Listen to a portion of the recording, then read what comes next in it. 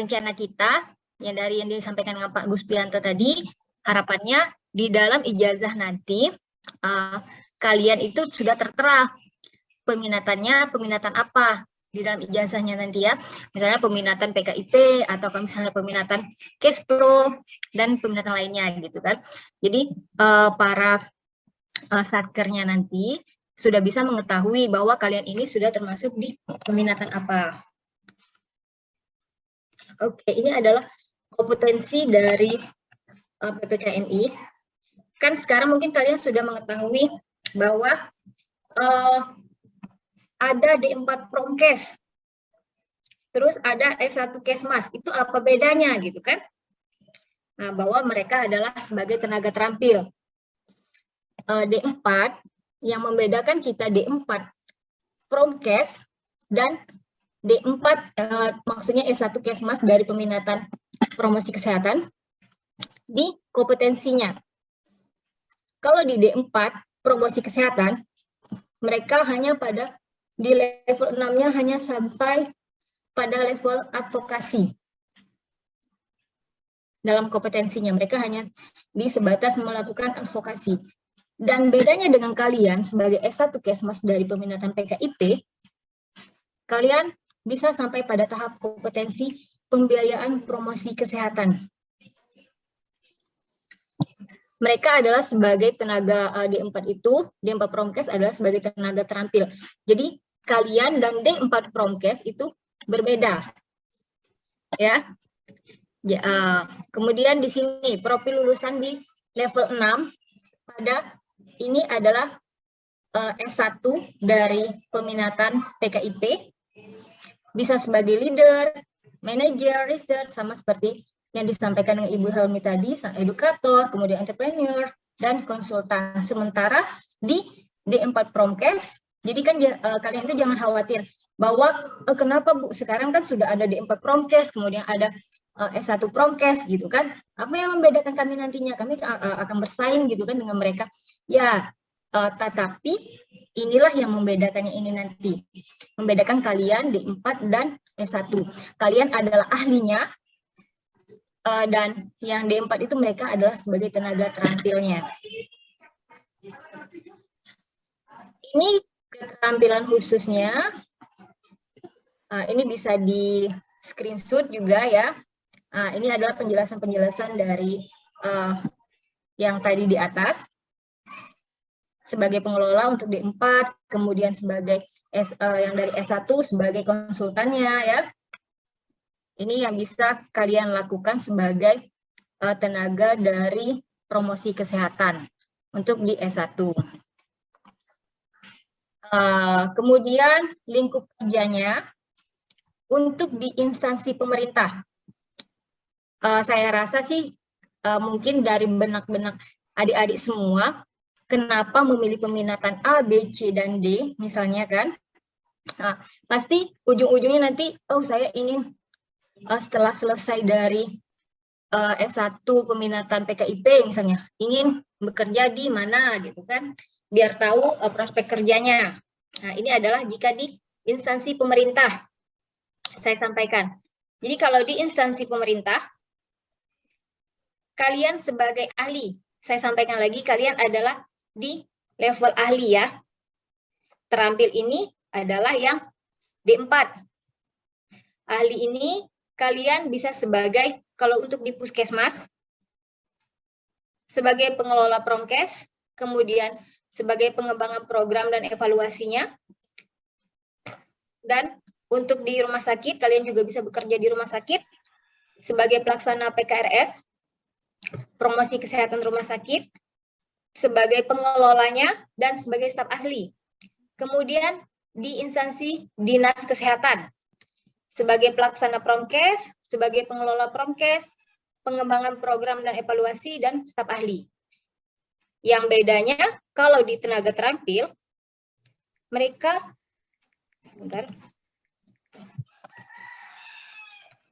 mereka hanya sampai pada pelaksana saja. Mereka tidak bisa menjadi pengelola.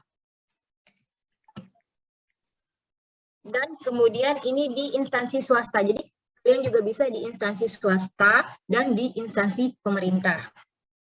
Di instansi swasta, kalian sebagai tenaga ahli, ini bisa menjadi manajer, kemudian jadi kelompok pratamanya, gitu kan, ketuanya, madya, utama, dan kemudian layanan kesehatan primernya sebagai pengelola, konsultan, terus konsultan promkes di layanan primer.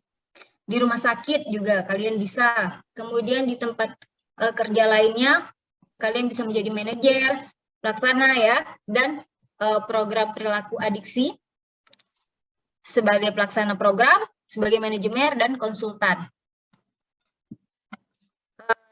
Di sini saya sampaikan bahwa apalagi khususnya di dinas kesehatan atau misalnya instansi pemerintah di puskesmas, yang ada saat ini adalah di instansi tersebut mereka banyak tenaga kesmas, ada jabatan fungsional dari promosi kesehatan, tetapi yang mengisinya saat ini adalah terkadang bidan, perawat gitu. Nah, dengan adanya peraturan yang terbaru, itu tenaga fungsional untuk PKIP, untuk promosi kesehatan tidak bisa lagi mereka gitu. Jadi harus dari peminatan promosi kesehatan. Jadi lebih spesifik gitu ya.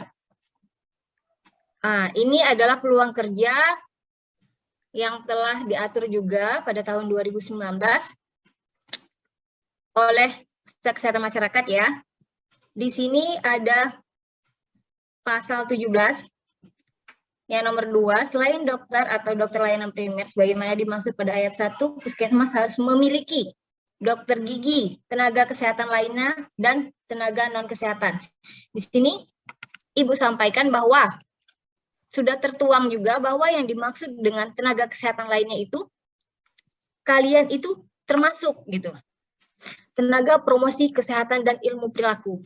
Jadi harapannya dengan adanya ijazah kalian yang akan tertera peminatannya juga sebagai peminatan di tenaga promosi, peminatan PKIP gitu kan maksudnya, ini kalian sudah memasuk sebagai salah satu syaratnya. Jadi kalian tidak bisa lagi digantikan oleh bidan, perawat seperti itu.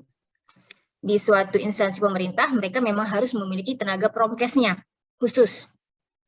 Itulah peluang besar sekali, peluang besar kalian setelah selesai dari S1 Kesmas ini nanti pada peminatan promosi kesehatan dan perilaku. Kemudian tugas dari promotor kesehatan untuk di individu, kalian itu bisa sebagai untuk komunikasi, memberikan edukasi kepada para individu. Kemudian untuk di kelompok atau di keluarga, kalian bisa melakukan pemberdayaan masyarakat. Pada organisasi, kalian bisa melakukan kemitraan. Dan di kelompok masyarakat besar, kalian bisa melakukan advokasi. Ini adalah tugas kalian nanti jika sudah selesai gitu kan, sudah keluar dari peminatan PKIP. Karena di dalam PKIP ini, kalian akan mempelajari lebih mendalam tentang bagaimana melakukan advokasi, bagaimana melakukan cara-cara bermitra, langkah-langkah bermitra gitu kan dengan organisasi-organisasi lain gitu. Nah, ini kalian akan lebih mendalam mendapatkan tentang mata kuliah dari advokasi, kemitraan, kemudian pemberdayaan, dan bagaimana melakukan komunikasi yang baik untuk bisa mengajak masyarakat berperilaku hidup bersih dan sehat nantinya. Di sini, ini apakah peran jabatan fungsional promkes di puskesmas gitu kan? Karena puskesmas ini kan adalah merupakan ujung tombaknya kesehatan ya. Tenaga promkes itu sebagai ujung tombaknya dan sebagai paskes pertama gitu. Jadi promkes itu Ibu ibaratkan sebagai seseorang desainer baju. Dia mendesain promkes di puskesmas untuk semua program. Yang menjahitnya itu bisa bidan, kemudian bisa perawat, dan bisa tenaga yang lain gitu kan. Namun seorang desainer baju tidak bisa ditugaskan untuk memasak. Jadi gini, kalau yang sudah ada atau yang berjalan saat ini, promkes terkadang bidan mau melakukan turun lapangan, mereka ingin mengadakan posyandu, terus meminta kepada tenaga promkes untuk membuatkan leaflet kadang, atau membuatkan media apa yang cocok. Sekarang tidak seperti itu. Itu adalah sesuatu hal atau paradigma yang sebenarnya tidak seperti itu. Yang ada sebenarnya adalah kalian, mereka bidan tadi membuat desainnya. Mereka membuat leafletnya misalnya, kemudian mereka menanyakan kepada kita, apakah ini sudah cocok atau tidak untuk disampaikan kepada masyarakat gitu. Kalian ada sebagai tim penilainya. Itu sebenarnya yang harus dilakukan. Makanya di puskesmas itu sekarang sudah sangat dibutuhkan tenaga dari promosi kesehatan yang memang berasal dari peminatan promosi kesehatan ini tadi, PKIP ya. Karena kalian di dalam sini, di dalam PKIP memang belajar medianya juga.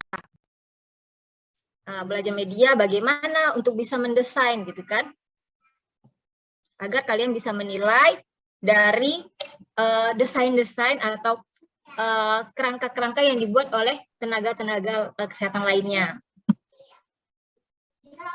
Oke, di sini ada di dalam PKIP ini ada SKPI-nya, seperti SKPI untuk pelatihan desain grafis, kemudian pelatihan advokasi dan komunikasi, pelatihan public speaking. Nah, di sini kalian akan dapatkan. Dan kerjasama NGO juga sebagai pemberdaya masyarakat di SAD yang sudah dilakukan.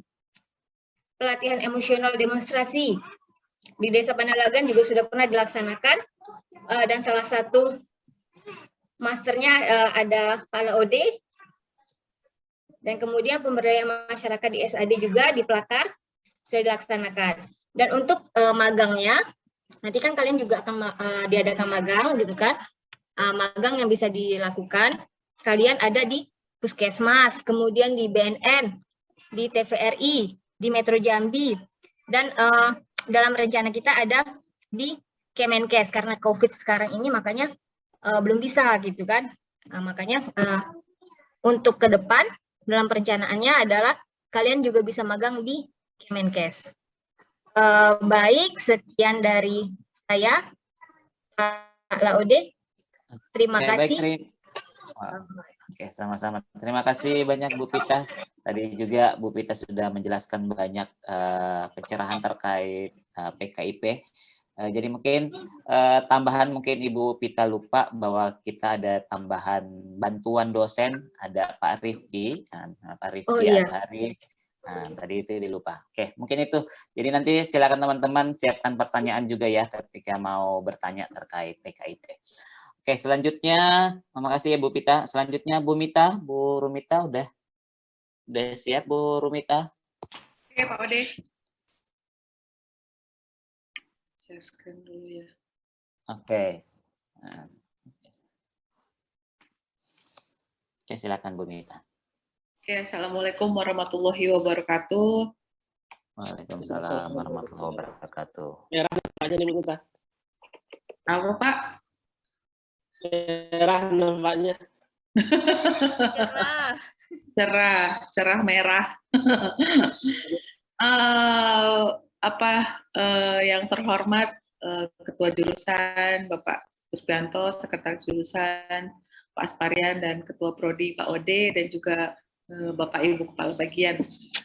Baik, saya akan menyampaikan pengantar untuk sosialisasi peminatan administrasi dan kebijakan kesehatan.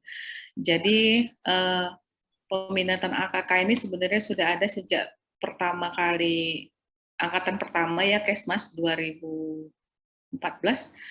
dan sampai sekarang, dan alhamdulillah hingga hari ini kita sudah punya banyak staf pengajar ya untuk peminatan AKK, dan sudah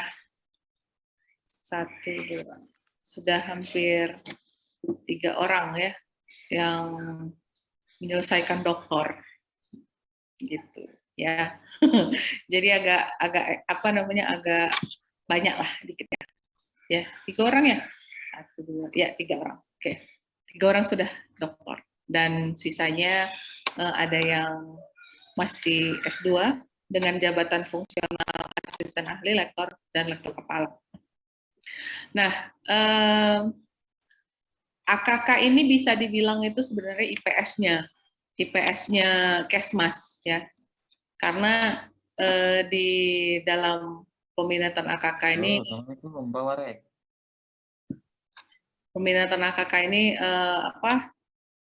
banyak mempelajari ilmu sosial juga, apalagi ilmu manajemen ya. Dalam program studi kesehatan masyarakat, AKK ini termasuk sebagai substansi ilmu keilmuan ya. Kalau biostatistik, epidemiologi itu sebagai tools, tapi kalau AKK itu adalah substansinya gitu. Nah, ini bermula dari semenjak didirikannya Puskesmas ya, dari tahun 19 berapa ya? 70 ya. Puskesmas pertama kali berdiri. Masalah manajerial dan juga upaya kesehatan masyarakat itu sangat krusial ya, karena di Puskesmas sendiri itu seperti yang sudah kalian ketahui, ada upaya kesehatan masyarakat dan upaya kesehatan perorangan. Nah, upaya kesehatan perorangan itu kuratif dan rehabilitatif, sedangkan yang UKM-nya itu adalah promotif dan preventif. Jadi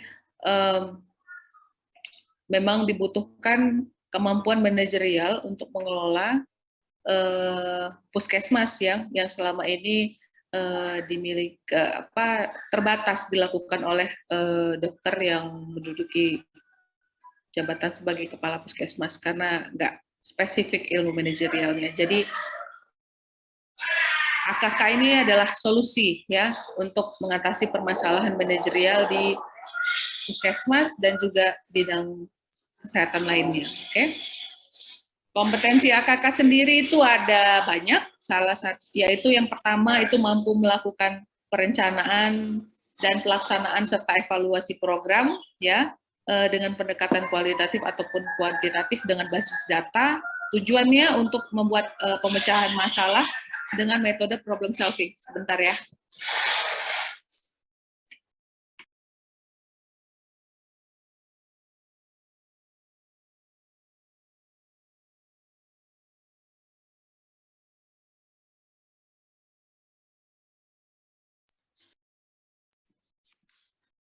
Ada suara ini, ada suara kartun tadi, kayaknya kuat sekali.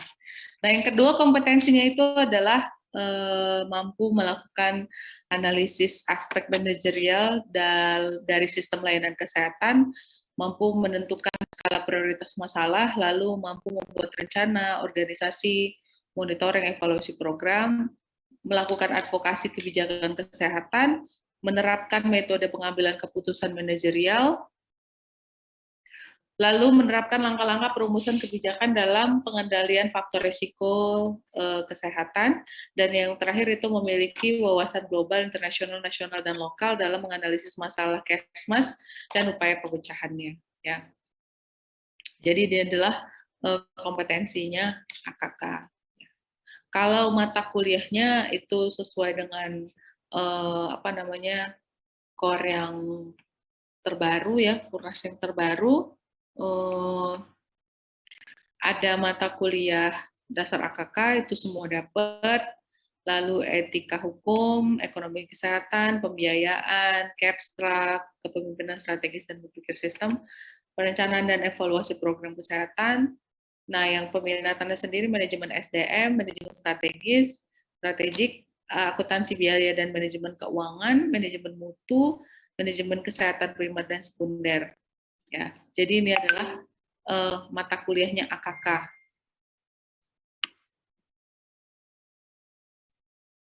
Oke, saya ganti slide-nya dulu, boleh ya?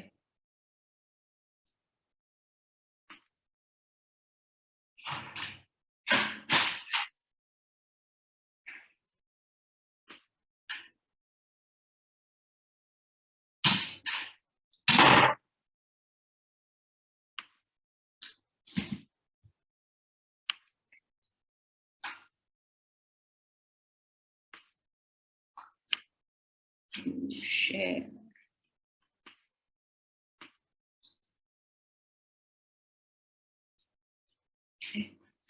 Kok yang ini yang di-share? Karya.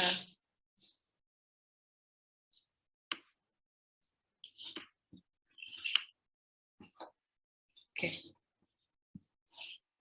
Ini adalah tim pengajar untuk AKK ya. Ya, saya lupa edit ini.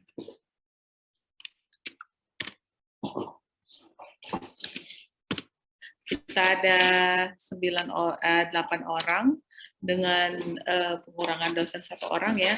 Ada Bapak Guspianto, Pak Dwi Nurjodianto, Ibu Hubaibah, saya, Ibu Gina, Pak Asparian, Ibu Rizalia Wadiah, dan Pak Andi Amir. Jadi kita ada 8 tim pengajarnya. Nah, untuk mata kuliah peminatan AKK ini magangnya di Kemenkes atau yang bersifat mandiri, kalian boleh mengajukan, boleh magang di sana. Cuma memang selama COVID kemarin tidak ada yang magang di sana ya. Lalu bisa di Bapeda, Dinas Kesehatan, BPJS, Puskesmas, dan rumah sakit. Nah, untuk AKK sendiri lapangan pekerjaan itu sangat banyak ya, sesuai dengan ilmu dan teori, bisa bekerja sebagai pelaksana, pengelola, dan pengatur ataupun manajerial pelayanan dan program kesehatan di dalam institusi kesehatan. LSM juga bisa, ya, baik sektor pemerintah ataupun swasta, yang lokal, nasional, ataupun yang internasional. Lalu bisa bekerja sebagai manajer rumah sakit, manajer rekemedik, manajer pemasaran rumah sakit, manajer asuransi kesehatan, bank insurance, dan konsultan finansial, juga manajemen perusahaan farmasi, ya, pemasaran laboratorium dan alat kesehatan puskesmas, dinas kesehatan, dan juga bisa sebagai researcher atau peneliti dan sebagai dosen. Jadi ini adalah mata peminatan AKK yang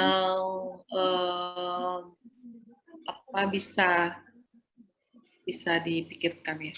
Intinya saya cuma pesan satu hal, apapun peminatannya kalian tetap sarjana kesehatan masyarakat gitu. Mau jurusan AKK, epidemiologi, kesehatan reproduksi, kesehatan lingkungan, K3 ya. Intinya tetap sarjana kesehatan masyarakat. Jangan di kotak-kotak, pilihlah yang memang minatnya gitu. Jadi kalau memang minatnya, kalau minat mempelajari sistem pelayanan kesehatan di puskesmas ataupun di dinas ya, atau di kementerian, cocok untuk memilih AKK. Karena peminatan itu adalah yang memang kita minat, yang memang kita suka, yang memang kita senang. Karena kalau kita menjalani apa yang kita senengin, apa yang memang kita sukai, rintangan atau hambatan pun nggak akan menjadi berat gitu ya. Jadi itu saja untuk AKK, peminatan AKK. Terima kasih untuk waktunya. Assalamualaikum warahmatullahi wabarakatuh. Saya kembalikan ke Pak Ode. Silakan Pak Ode. Terima kasih Bu Mita. Tadi juga pemaparan cukup lengkap dari peminatan AKK. Jadi seperti biasanya nanti tolong adik-adik siapkan pertanyaan untuk Bu Mita terkait AKK. Terima kasih Bu Mita. Selanjutnya Bu Sri sudah ada? Sudah ada Bu Sri? Ada Pak Ode. Oke. Silakan, saya persilakan ke peminatan Kespro, Bu Sri. Bu Mita mungkin share screen-nya dimatiin dulu.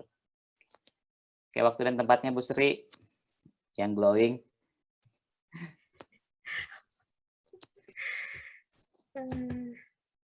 Sudah terlihat slide saya? Sudah, oke. Silakan.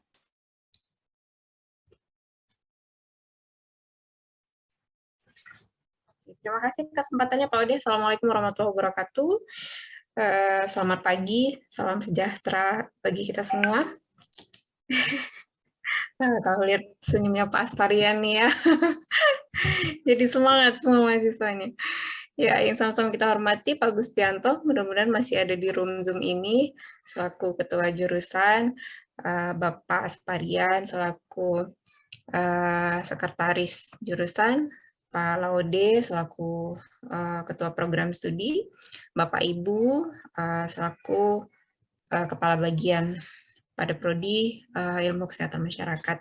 Dan yang saya sayangi, saya banggakan seluruh mahasiswa yang sudah hadir di room Zoom ini.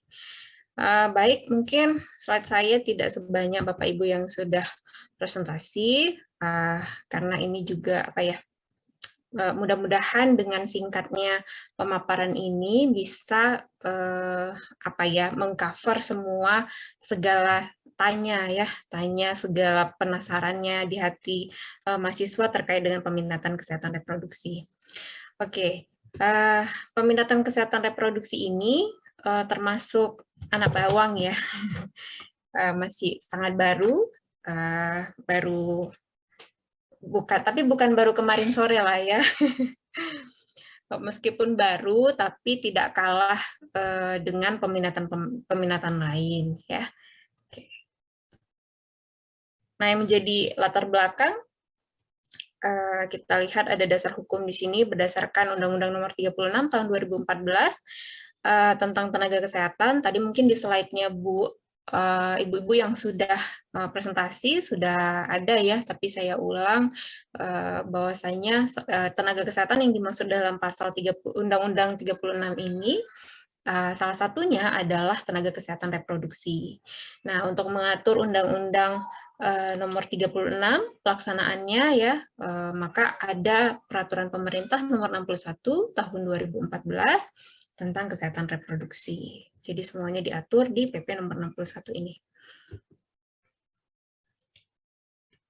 Oke, ruang lingkup pelayanan kesehatan reproduksi ini kita merujuk kepada ICPD ya tahun 94 ini, di mana ruang lingkup pelayanan kesehatan reproduksi ini terdiri dari kesehatan ibu dan anak, keluarga berencana, pencegahan dan penanganan infeksi menular seksual, aborsi, infertilitas, kesehatan reproduksi remaja, kesehatan reproduksi usia lanjut dan sebagainya. Jadi intinya adalah kesehatan reproduksi ini melingkupi segala satu siklus kehidupan perempuan gitu. Jadi mulai dari konsepsi yaitu sudah ada dibahas di dalam pelayanan kesehatan reproduksi ini, dan kesemuanya ini sudah terintegrasi dalam mata kuliah nanti yang akan ditawarkan. Izin Bu, slide-nya ya ini belum bergeser Bu. Oke, sorry. Terima kasih. Saya coba stop share dulu ya. Nah, sayanya yang udah kejauhan ya. Coba kita tes yang ini.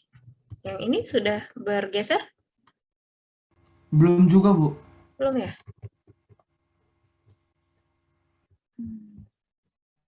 Masih laptopnya kemarin tuh. Kayaknya laptopnya ini apa ya, mesti minta ganti yang baru nih kayaknya.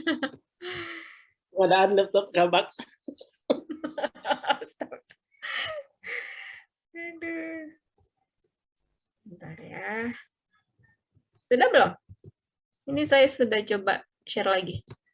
Masih di slide 1 tapi Bu. Kenapa ya? Ini kalau ini saya sudah out ya slide-nya ya, sudah saya stop. Sudah ya? Sudah Bu.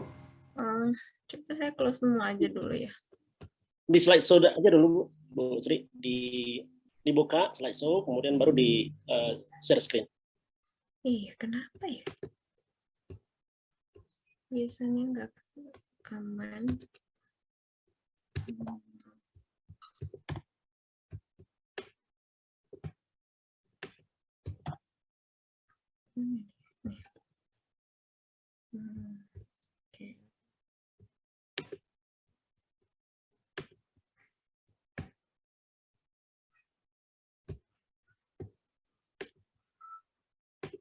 Sudah muncul? Sudah Bu. Sudah bergeser? Masih di slide 1 tapi Bu. Kirim Pak Ode aja. Kirim Pak Ode. Ya. Pak Ode, saya boleh dibantu saya share ke Pak Ode ya? Boleh kirim Bu. Oke. Maaf ya, jadi agak berjeda.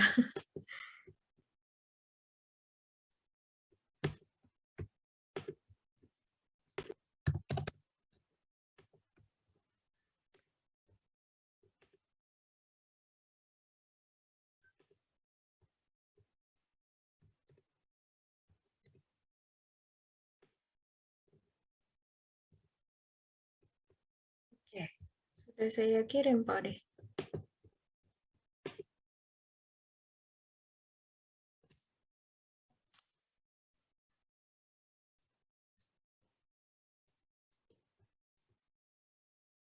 Oke, sudah.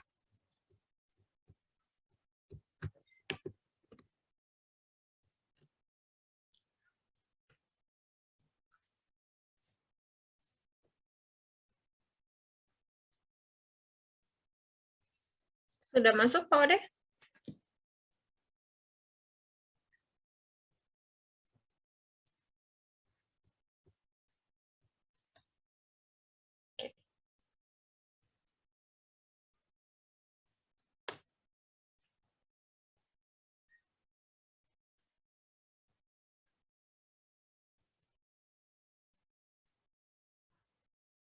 Oke, ini tadi dasar hukumnya.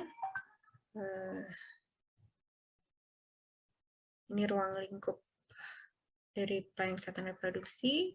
Oke, ya. Yang tadi Pak Ode? Oke. Nah, jadi peminatan kesehatan reproduksi ini merupakan program pendidikan salah satu rumpun ilmu dari kesehatan masyarakat di mana bertujuan untuk mencetak sarjana kesehatan masyarakat yang mampu berkontribusi dalam meningkatkan derajat kesehatan ibu dan anak serta mampu menerapkan prinsip-prinsip kesehatan reproduksi. Nah, jadi tentu ini ada kaitannya dengan pembangunan kesehatan ya, pembangunan nasional ya. Di mana salah satu indikator keberhasilan dari pembangunan kesehatan di Indonesia ini tentu adalah angka kematian ibu ya dan angka kematian bayi ya. Jadi kita tahu bahwasanya AKI-AKB itu di Indonesia ini masih sangat tinggi ya. Jadi tentu dengan adanya SDM khususnya yang membidangi kesehatan reproduksi. Nah, mudah-mudahan nanti bisa menelurkan program-program baru bagaimana caranya untuk menurunkan AKI dan AKB khususnya di Indonesia gitu ya. Slide, Pak.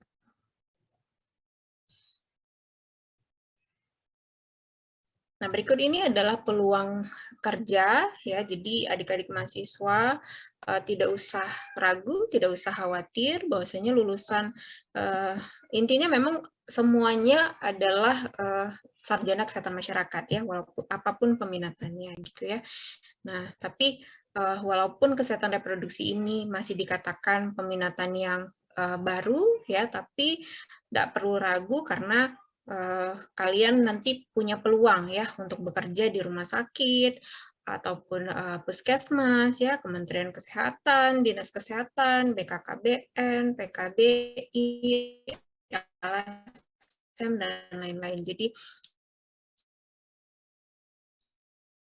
di organisasi pemerintah. Oke, ini adalah kompetensi peminatan kesehatan reproduksi, ya, merupakan turunan dari kompetensi lulusan sarjana kesehatan masyarakat. Jadi untuk peminatan kesehatan reproduksi ini harus mampu, ya, diharapkan mampu melakukan tindakan pencegahan dalam bidang kesehatan reproduksi, gitu.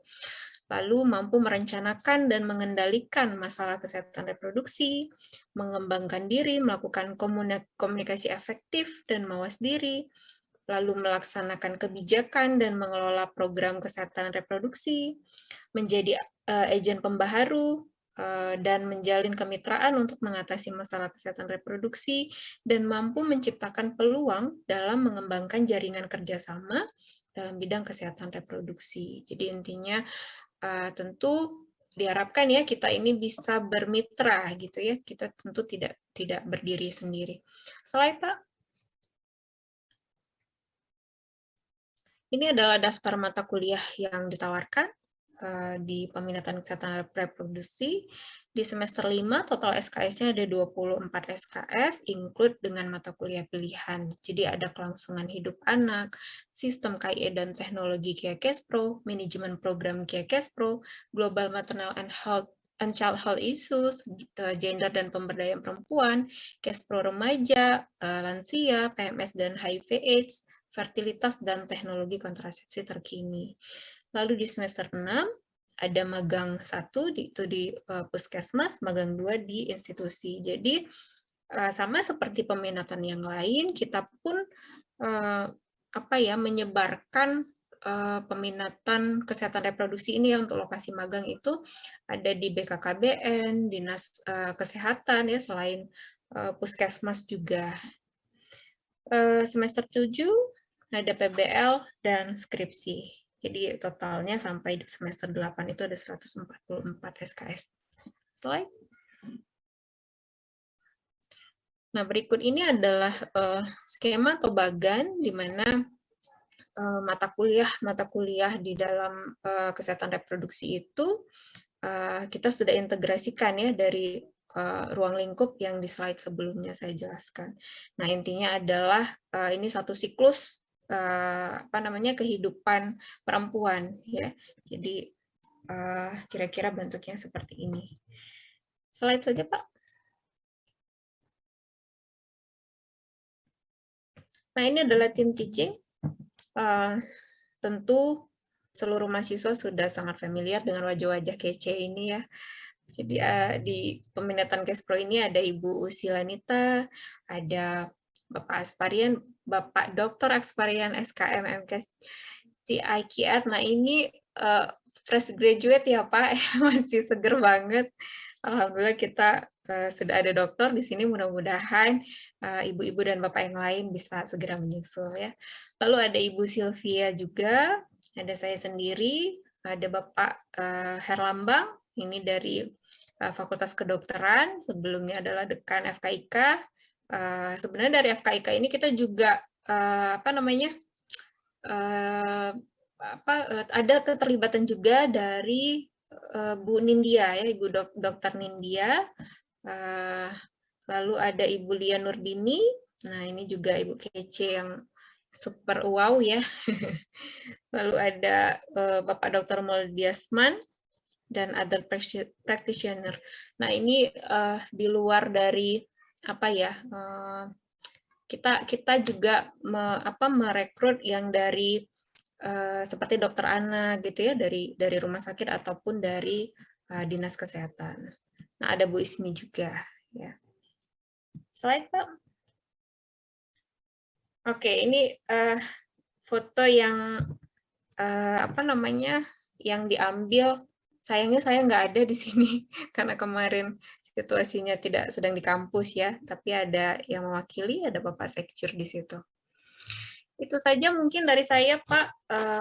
Mudah-mudahan dari sedikit pemaparan ini seluruh mahasiswa sudah mendapatkan gambaran ya terkait dengan peminatan kesehatan reproduksi. Intinya adalah tanya hatinya ya. Jangan ikut arus lah intinya gitu ya. Jangan karena teman atau karena pacar terus kalian ngikut gitu. Terima kasih kesempatannya Pak Ode. Assalamualaikum warahmatullahi wabarakatuh. Waalaikumsalam warahmatullahi wabarakatuh. Terima kasih banyak Bu Sri Astuti Siregar. Nah, jadi peminatan Kespro ini peminatan yang masih bungsu lah, yang bungsu karena peminatan Kespro baru tahun kemarin kita buka. Jadi mungkin adik-adik yang berminat ke peminatan Kespro mungkin akan sering berhubungan dengan ibu-ibu yang cantik-cantik. Nah, ibu-ibu yang cantik-cantik dosennya itu di Kespro yang banyak. Oke, terima kasih Bu Sri atas pemaparannya. Kita tersisa 2 peminatan lagi. Selanjutnya Pak Oka mungkin dari Kesehatan Lingkungan? Pak Oka Baik, sudah Pak bergabung? Ode. Oke. Pak Oka Eh, mau pakai slide atau berbicara saja gitu atau gimana? Ada slide-nya, ada. Oke, baik. Tapi mohon maaf sebelumnya karena kamera laptop masih rusak ya, belum Oke. diperbaiki. Jadi mungkin nggak bisa muncul itu videonya ya. Oke, baik, nggak apa-apa Pak Oka. Oke. Waktu dan tempatnya saya persilakan Pak.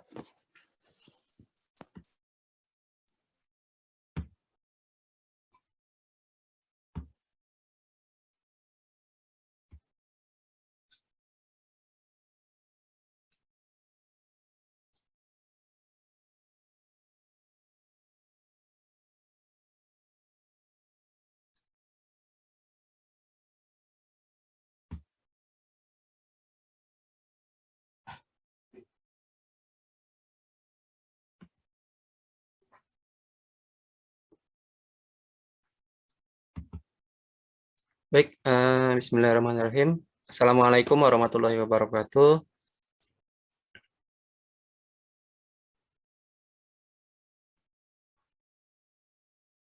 Yang saya hormati Bapak Ketua Jurusan ya, Bapak Agus Pianto, kemudian Sekretaris Jurusan Pak Asparian, dan juga Kepala Program Studi Kesehatan Masyarakat yaitu Pak Laudia Rizkyadin, dan Bapak Ibu Kepala Peminatan di Program Studi Ilmu Kesehatan Masyarakat. Dan yang kita banggakan adik-adik sekalian mahasiswa yang sedang akan menuju ke peminatan ya.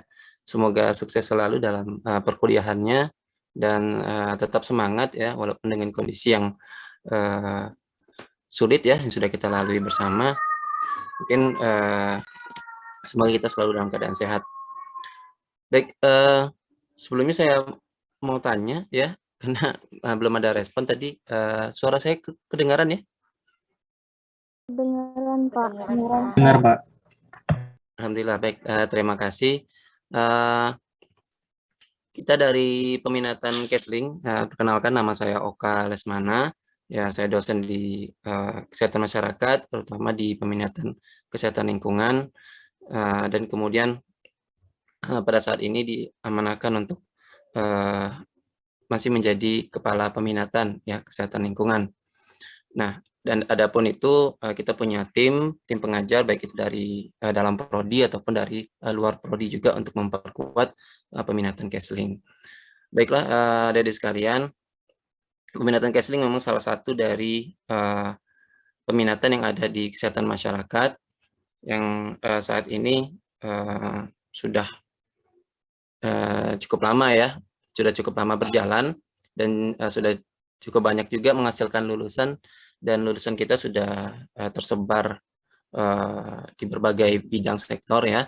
Walaupun pada saat ini kita memang belum melakukan pemetaan ya secara lebih rinci, secara lebih detail kemana saja ya lulusan kita. Tapi sudah ada beberapa yang mengkonfirmasi, sudah ada yang bekerja di perusahaan juga, ada yang bekerja di pemerintahan juga, ataupun yang swasta ya. Nah, kita mulai dari tim pengajar ya, tim di Peminatan Kesehatan Lingkungan.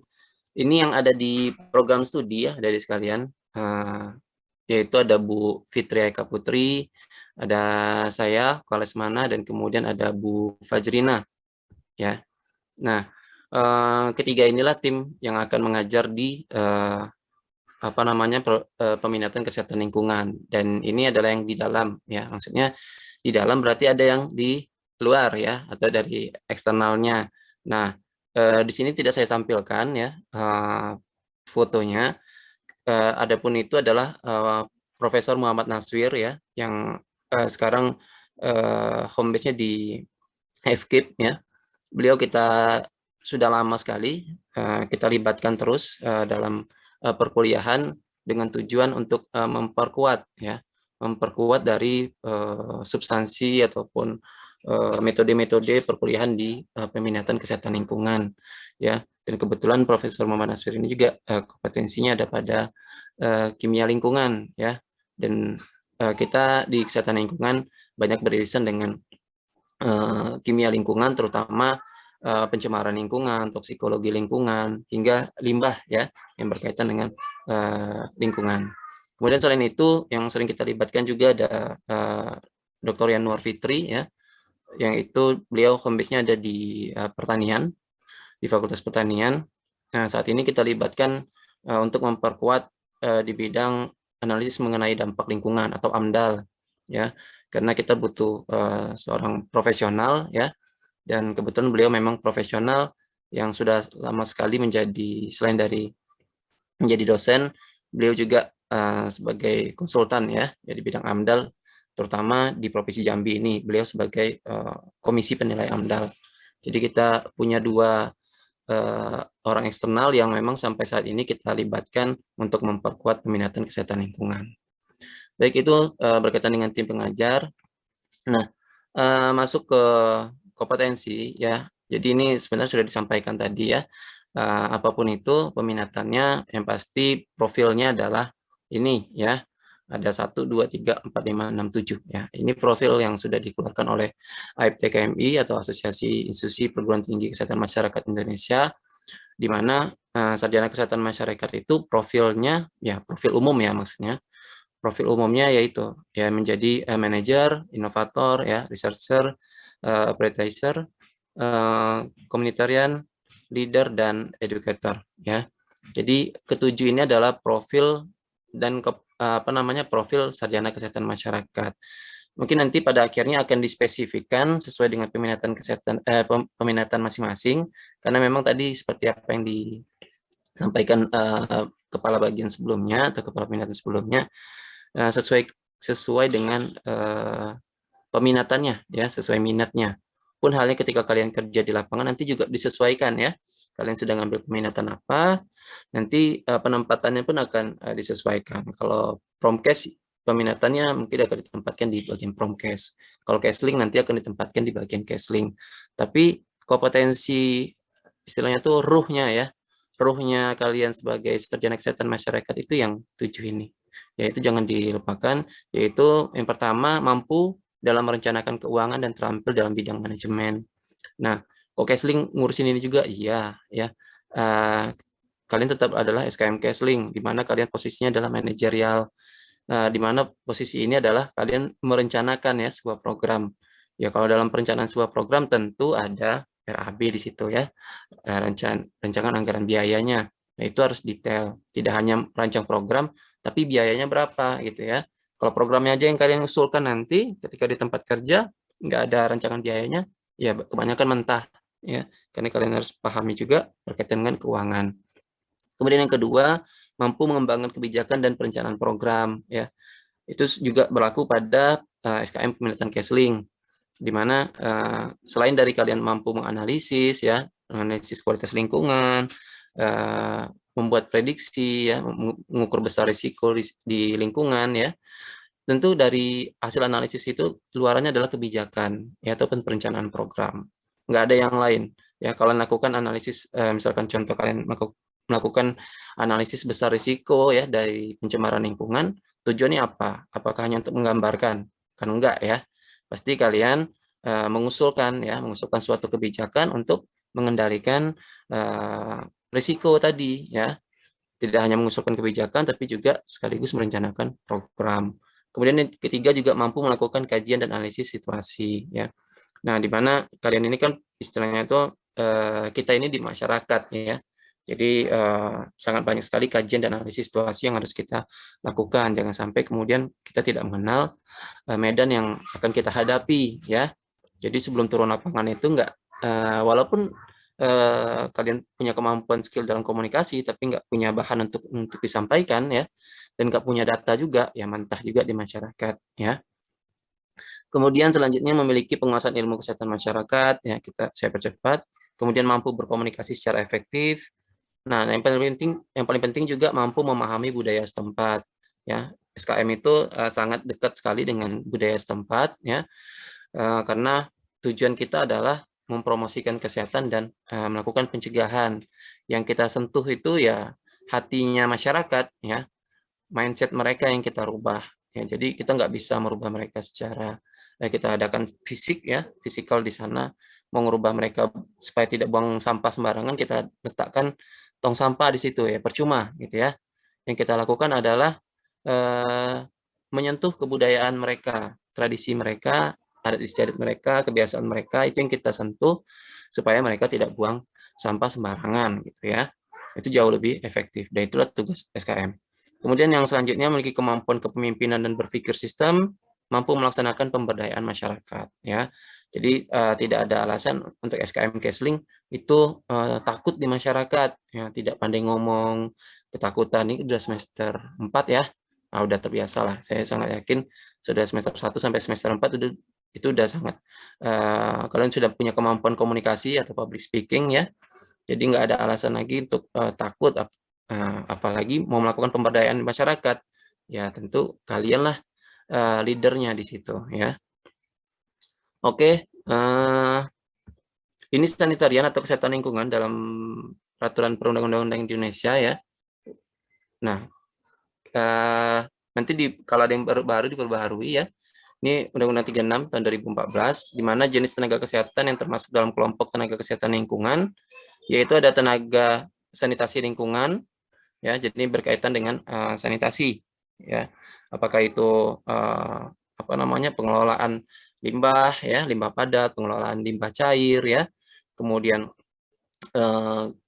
penyediaan air bersih, penyediaan air minum, ya, dan lain sebagainya. Kemudian ada entomolog kesehatan dan mikrobiolog kesehatan. Nah, dua hal ini berkaitan dengan kalau di kesehatan lingkungan itu banyak berkaitan dengan faktor ya. Maksudnya kalian memahami ini untuk mengendalikan lingkungan dari dari sisi vektor penyakit ya. Vektor penyakit, kemudian sumber-sumber penyakit yang berasal dari mikrobiologi, virus, ya, bakteri dan lain sebagainya, ya, kuman penyakit dan lain sebagainya.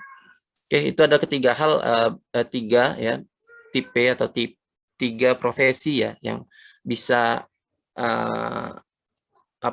dikonversi dari peminatan kesehatan lingkungan. Walaupun sebagian besar sebenarnya kebanyakan SKM Kesling itu akan bekerja di bagian sanitasi lingkungan, ya. Oke, ini untuk tujuan peminatan kesehatan lingkungan. Yang pertama yaitu tujuan umumnya menghasilkan lulusan SKM yang memiliki keterampilan dan kemampuan analisis, penyelesaian masalah kesehatan lingkungan, ya, yang berkualitas, berdasarkan ilmu, dedikasi, etika, dan integritas. Kemudian tujuan khususnya menyediakan wadah pengembangan ilmu kesehatan lingkungan yang dapat menjawab permasalahan lingkungan dan kesehatan terkini, tentu melalui penelitian, ya, pelatihan profesional. Nah, di sini ada pelatihan profesional di mana tadi teman-teman kepala peminatan lain sudah menyinggung berkaitan dengan SKPI ya. Jadi kita kuliah nggak hanya sesuai dengan jumlah SKS yang ditawarkan, tapi juga kalian boleh memenuhi kompetensi kalian di luar itu, karena kita juga menyediakan, kalaupun kita tidak menyediakan, kita akan mengarahkan kalian untuk mendapatkan kompetensi tambahan tersebut. Kemudian kerjasama institusi dan profesi, penguatan fasilitas dan laboratorium penunjang, dan peningkatan keahlian dan profesional sumber daya manusia. Yang kedua, menghasilkan lulusan yang memahami, terampil, dan menguasai ilmu kesehatan lingkungan, sehingga mampu menyelesaikan masalah-masalah kesehatan masyarakat akibat berbagai pajanan lingkungan. Nah, untuk profil lulusan kesehatan lingkungan ini, profilnya yang kita harapkan adalah mampu menganalisis risiko pajanan lingkungan, memprediksi dampak kesehatan akibat pajanan lingkungan, dan menyusun alternatif pemecahan masalah kesehatan lingkungan sesuai dengan kemajuan teknologi serta etika hukum yang berlaku. Ini kesimpulan yang kita ambil dari profil yang ditawarkan oleh FTKMI tadi, kemudian juga dari perundang-undangan. Nah, kemudian untuk capaian pembelajaran, ini adalah turunan ya dari profil tadi.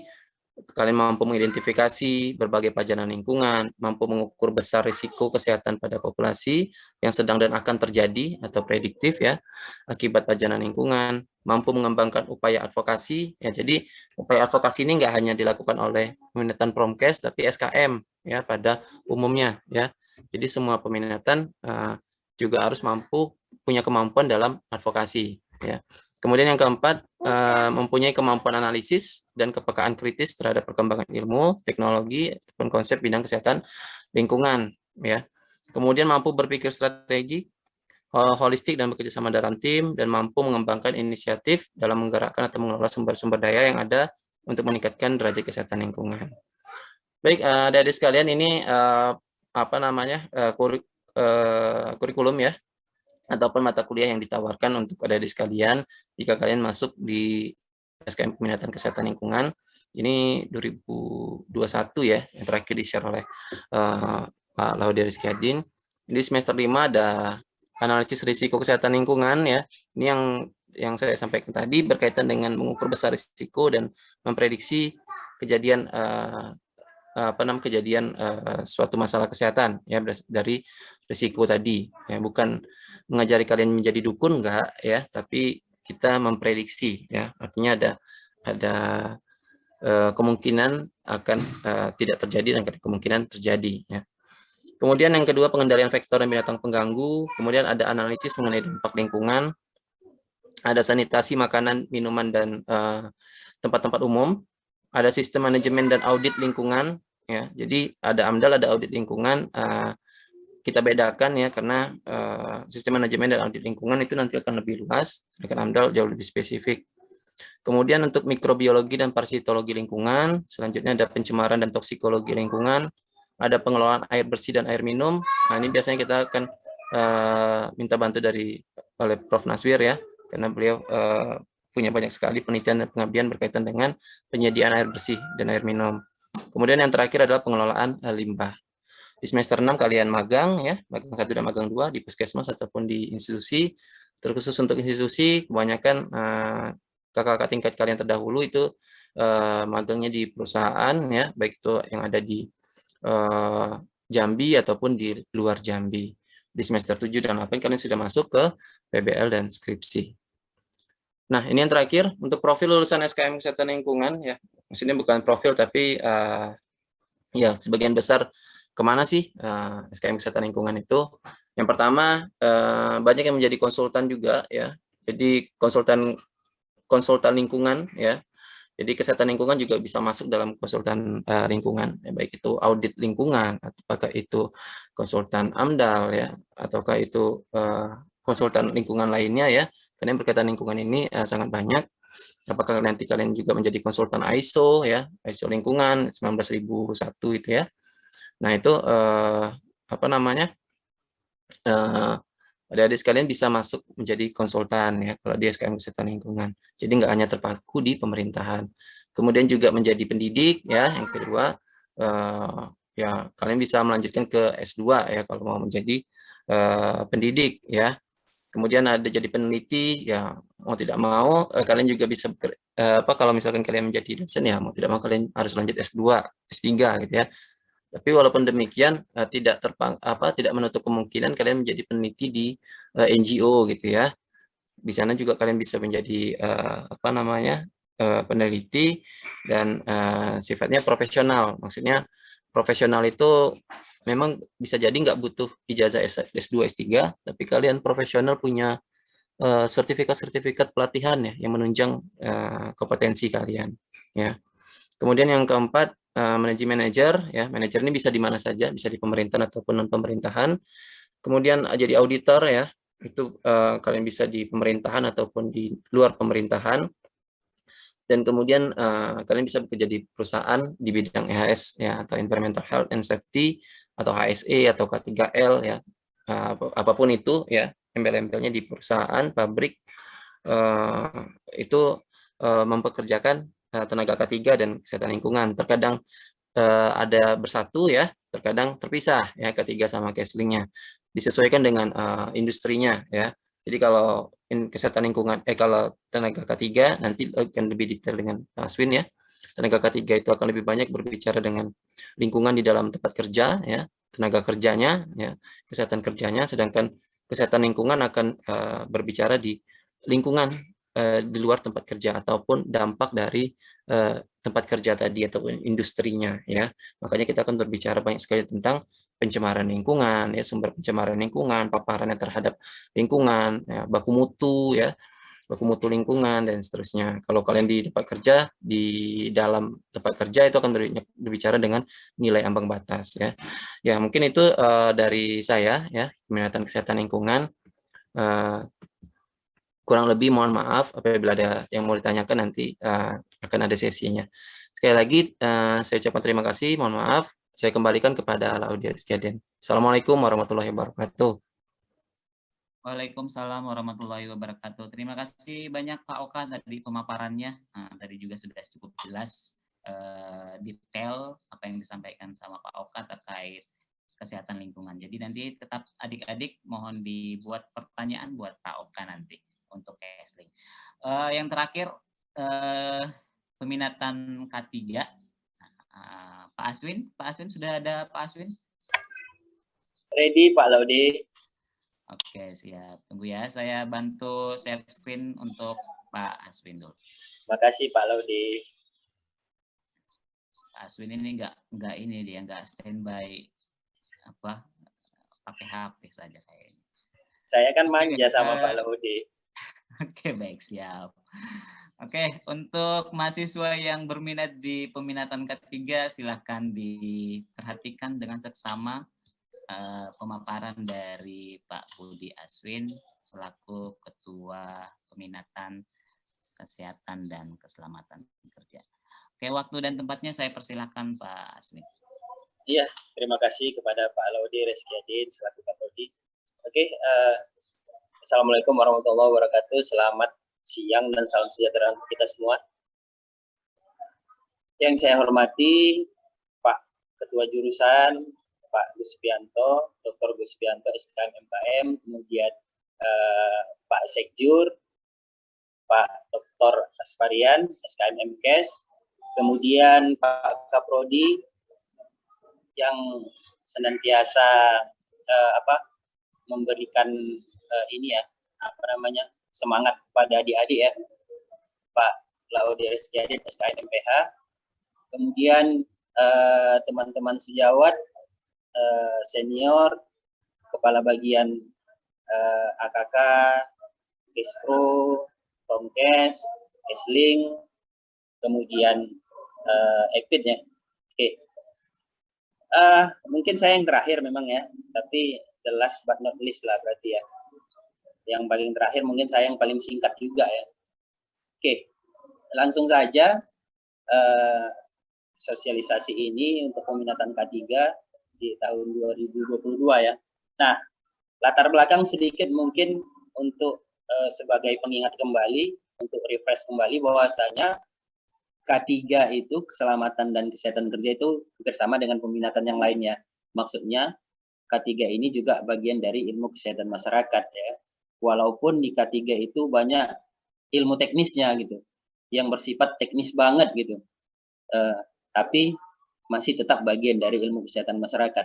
Yang tonggak ilmunya itu masih tetap preventif dan promotif ya. Bagaimana mencegah terjadinya kecelakaan kerja, bagaimana mencegah terjadinya penyakit akibat kerja, kemudian bagaimana mempromosikan K3 di tempat kerja sehingga K3 itu menjadi budaya. Nah, kalau kita berbicara budaya nanti juga ada sangkut pautnya dengan ilmu dari Promkes ya. Bagaimana membuat perilaku itu menjadi membudaya, menjadi kebiasaan sehari-hari yang berdampak positif kepada kesehatan ya, kesehatan masyarakat secara keseluruhan, derajat kesehatan masyarakat yang seoptimal mungkin. Nah, sehingga yang menjadi akhir dari K3 itu sebetulnya menginginkan bagaimana pengendalian dari lingkungan kerja ya. Nah, apa perbedaan keselamatan dan kesehatan kerja dengan kesehatan lingkungan? Tadi Pak Oka sudah membahas sedikit ya. Ya, perbedaannya adalah kalau lingkungan itu ya lingkungan masyarakat mencakup yang luas, tapi kalau K3 itu skopnya lebih kecil di lingkungan kerja saja gitu. Nah, itulah perbedaan antara kesehatan lingkungan dengan keselamatan dan kesehatan kerja. Oke, next. Nah, adapun tim dosen dari K3 ya yang memang betul-betul basic ilmunya di K3 itu kita ada saya sendiri, Budi Aswin, kemudian ada teman sejawat saya, Pak David Kusmawan, Magister Keselamatan dan Kesehatan Kerja, Kemudian ada juga tim dosen yang diperbantukan, misalnya ada dari EPIT misalnya Pak Dodi Izhar, kemudian Pak Raden Halim, dan ada beberapa dosen yang lainnya. Kemudian kita juga ada dosen dari praktisi. Artinya praktisi di sini ya dari industri ya, dari industri yang memang sehari-harinya mereka itu berhadapan dengan bagaimana sih di industri, gitu. Bagaimana di perusahaan K3 itu bagaimana di sana. Nah, jadi untuk tim dosen kita, saya rasa juga sudah lumayan bagus ya. Nah, kemudian untuk kompetensi K3 sendiri, kompetensinya adalah mampu mengelola pelaksanaan manajemen K3. Nah, kita memang tidak lepas dari ilmu manajemen ya. Nah, ilmu manajemen, mau itu nanti di AKK dan lain-lain, pasti ilmu manajemen itu tetap ada. Upaya peningkatan K3, bagaimana sih membudayakan K3 itu di tempat kerja, mengidentifikasi bahaya potensial di tempat kerja, melakukan kegiatan penelitian dan pengabdian pada masyarakat di bidang K3, ini juga hampir sama dengan peminatan-peminatan yang lain ya. Kemudian melakukan pengukuran, evaluasi, dan pengendalian risiko. Nah, ini adalah bagian dari manajemen risiko ya. Ada identifikasi bahaya, kemudian melakukan assessment, kemudian baru kita susun upaya pengendalian yang cocok kira-kira untuk tempat kerja yang berbahaya tadi.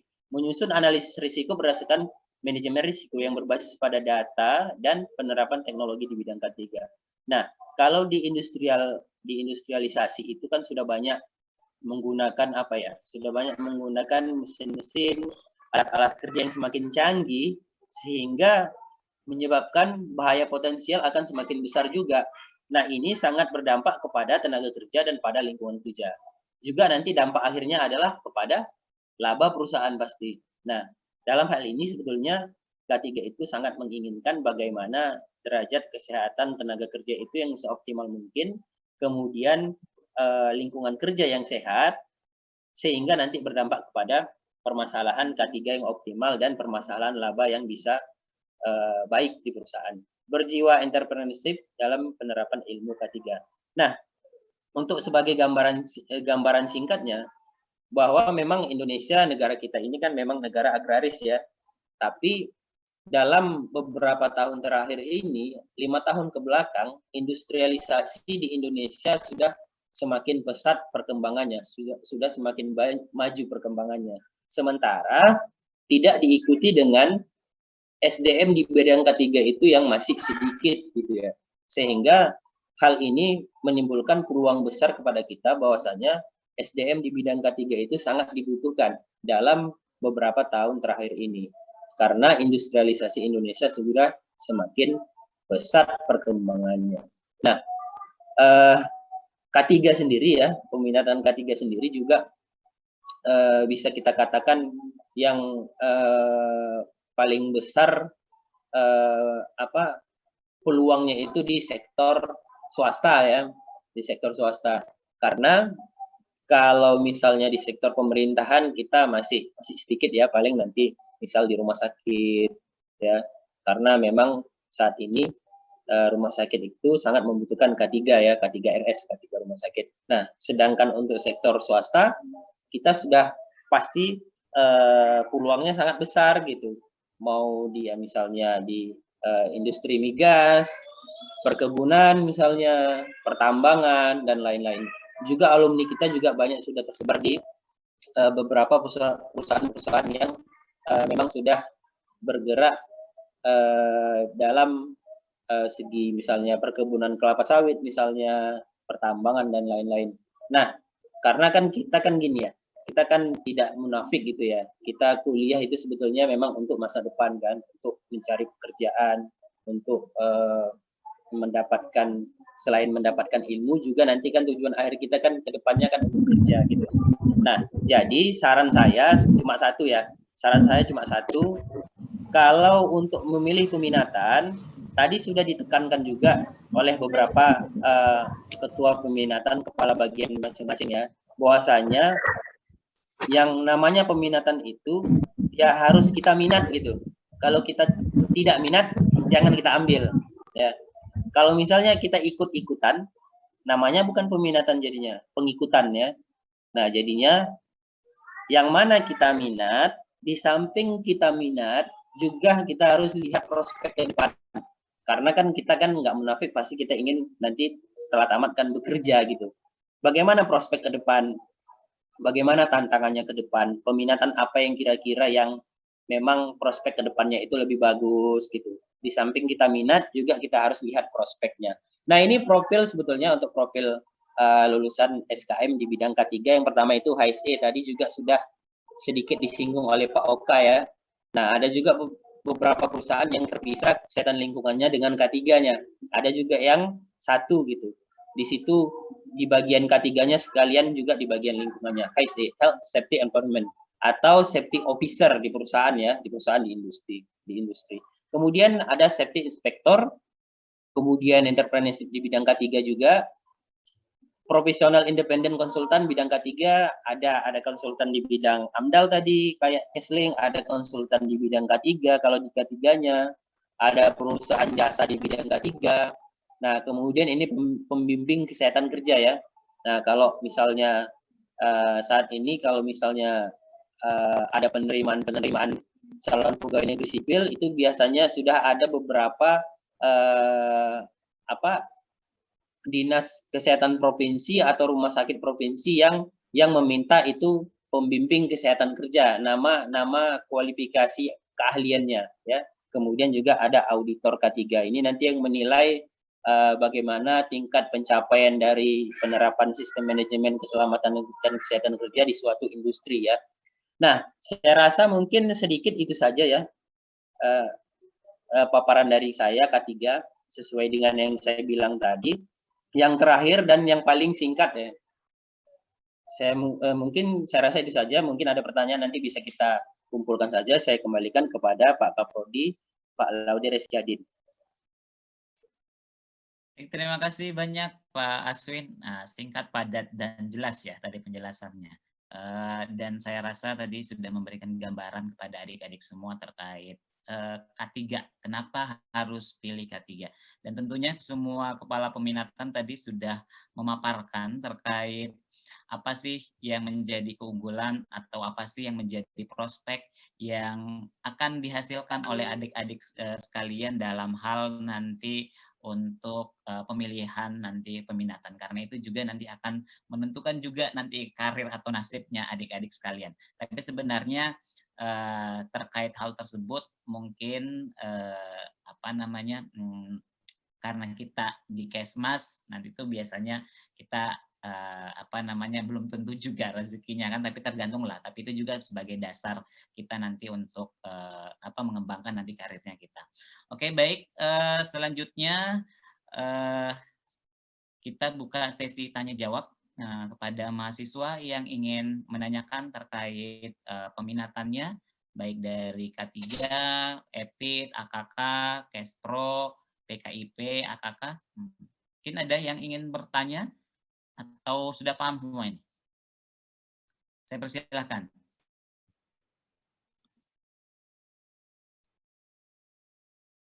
Ada adik-adik? Izin Pak. Oke, silakan. Izin memperkenalkan diri, nama saya Andre William Simanjuntak dari kelas 3I, Pak. Sebenarnya Pak, pertanyaan saya ini Pak, pertanyaan itu kayak mencakupnya bukan ke satu jurusan aja Pak. Yang kami mau tanyakan tuh tentang magang tadi Pak. Maksudnya tadi itu ada magang institusi sama magang puskesmas tuh berarti kita dalam satu minggu itu berarti kita apakah 2 tempat kita datangi atau memang dalam 1 minggu itu satu misalkan puskesmas saja atau institusi saja gitu Pak. Itu saja sih Pak yang mau saya tanyakan Pak. Oke, terima kasih Andre. Mungkin ada lagi yang lain. Sambil saya mungkin bisa menjawab langsung pertanyaan dari Andre, dan adik-adik yang lainnya mungkin bisa menyiapkan pertanyaannya ya. Jadi terkait magang itu adalah kurikulum nanti untuk kurikulum tahun 2022, dan untuk angkatan 2020 kemarin ya, 2020, kalian 2021 kan? Angkatan 2020 ya? Angkatan 2019. Oke, angkatan 2019 itu sudah menerapkan kurikulum untuk magang 1 dan magang 2. Dan itu nanti magang 1 itu selama minimal 4 minggu dan magang 2 itu minimal 6 minggu. 6 minggu ya. 8 minggu, mohon maaf. Jadi sekitar 1 bulan dan 2 bulan. Dan itu diplotkan dalam 1 semester. Nah, 1 semester. Jadi adik-adik semua karena memang basicnya di kesehatan masyarakat, maka diberikan pemahaman, pengalaman terkait di puskesmas. Nah, walaupun sebenarnya K3 yang disampaikan sama Pak Aswin terkait industrial yang banyak, teknisnya, tetapi di puskesmas juga itu ada beberapa aspek yang memang membahas terkait K3. Misalnya UKK-nya seperti apa. Dan itu diberikan pengalaman buat adik-adik semua. Yang kemudian nanti setelah itu baru masuk ke magang institusi. Magang institusi itu nanti itu berdasarkan lagi masing-masing peminatan. Misalnya Andre nanti peminatannya di K3. Maka supaya pengen untuk mendapatkan ilmu yang lebih baik, banyak lagi terkait K3, mungkin mau masuk di industri, silakan. Atau misalnya mau masuk di instansi pemerintahan,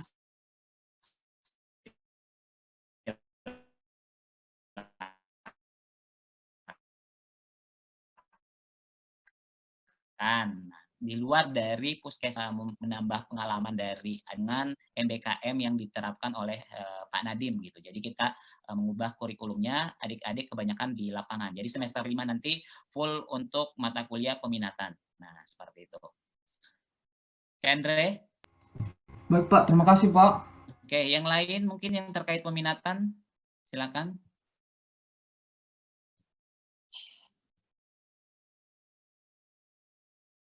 Ada? Apakah ada? Atau sudah jelas? Ada Pak, sebelumnya izin bertanya. Oke, silakan Pak Warti. Saya mau itu 1 sama 2 peminatan yang saya ingin masukin. Namun saya masih ragu antara 2 itu Pak, yaitu Promkes sama kesehatan lingkungan. Apa sih Pak yang harus kita tanamkan dari sekarang biar kita tuh tahu bisa milih yang mana yang paling tepat di antara 2 pemilihan itu dan bagian apa yang harus kita perdalam untuk kita masuk peminatan kedua itu Pak. Terima kasih. Oke, baik. Kepala peminatan, Ibu siapa ini? Bu Helmi atau Bu Puspita atau Bu ini mungkin bisa membantu menjawab.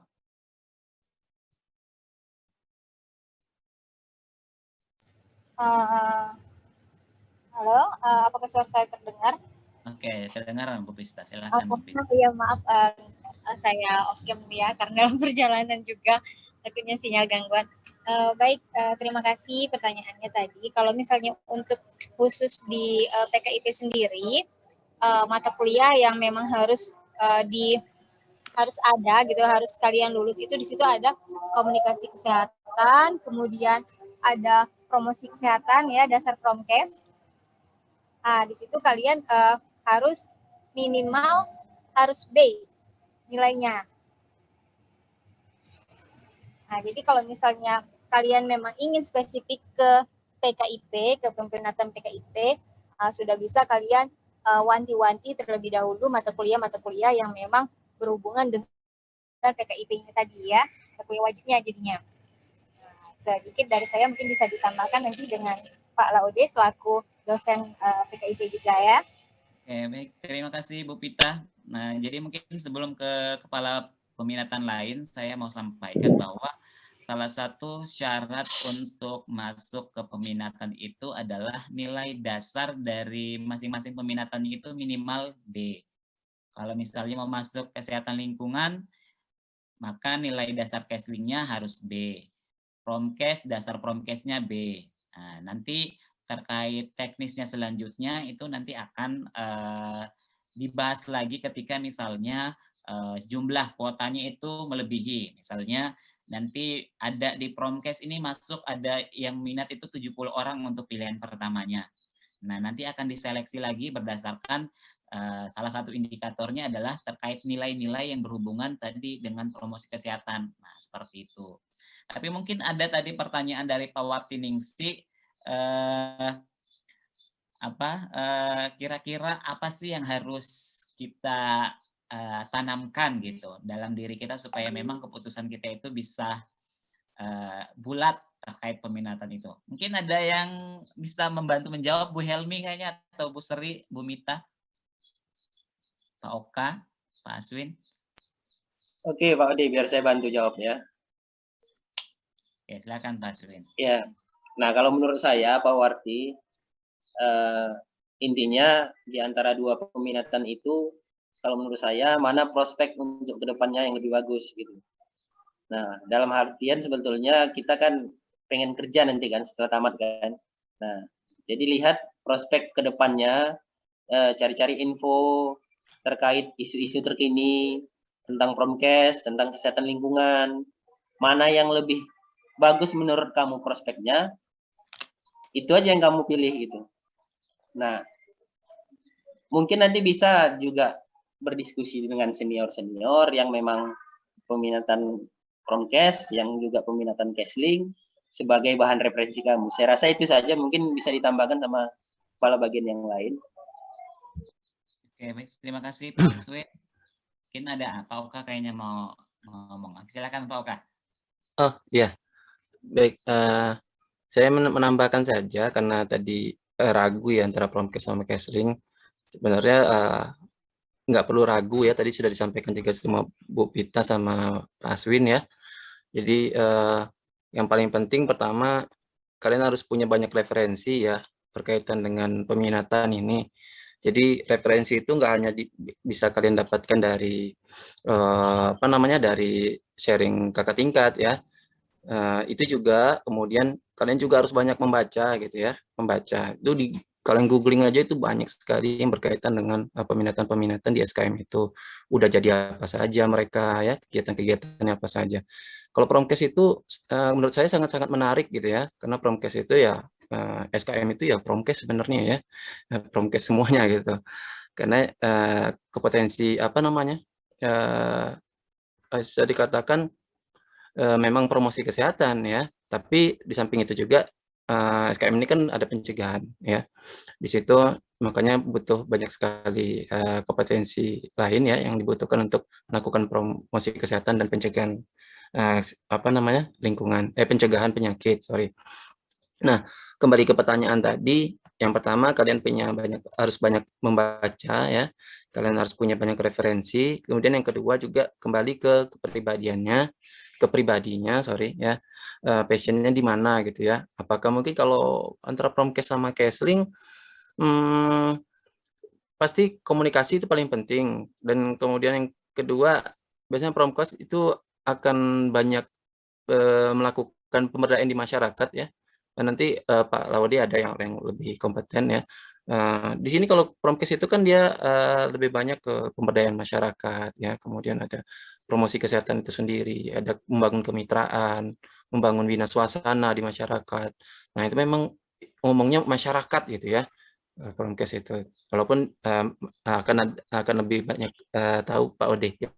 Sedangkan untuk kesehatan lingkungan itu akan banyak berbicara dengan faktor risiko. Ingat ya, faktor risiko lingkungan. Ya, jadi faktor risiko lingkungan yang menyebabkan penyakit itu apa aja gitu ya. Bisa jadi faktor penyakit ya dari hewan vertebrata, ya kemudian ada pencemaran lingkungan, kita bicara.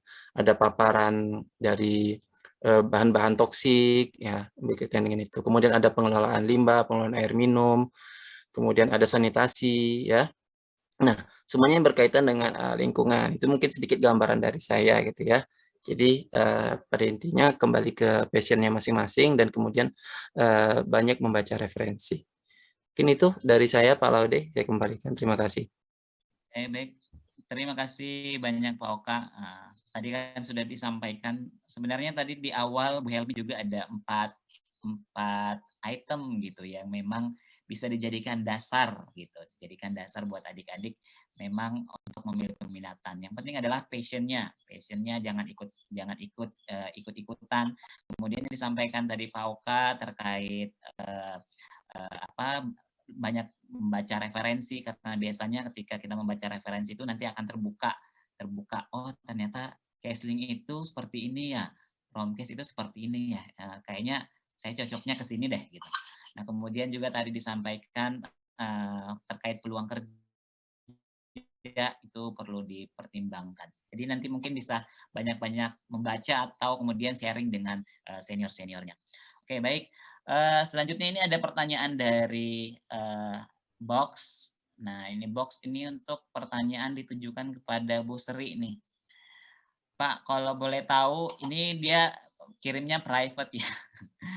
Pak, kalau boleh tahu di peminatan Kespro bagaimana sistem pembelajarannya? Apakah di peminatan Kespro ada praktek atau turun lapangannya langsung? Oke, mungkin bisa Bu Sri membantu memberikan penjelasan, pencerahan kepada adik-adik untuk di Kespro. Terima kasih Pak Ode. Ya, terkait metode pembelajaran di peminatan kesehatan reproduksi, kalau yang kemarin ya di tahun lalu itu tetap kita ada turun lapangan juga ya. Jadi nanti dibagi per kelompok di mata kuliah manajemen.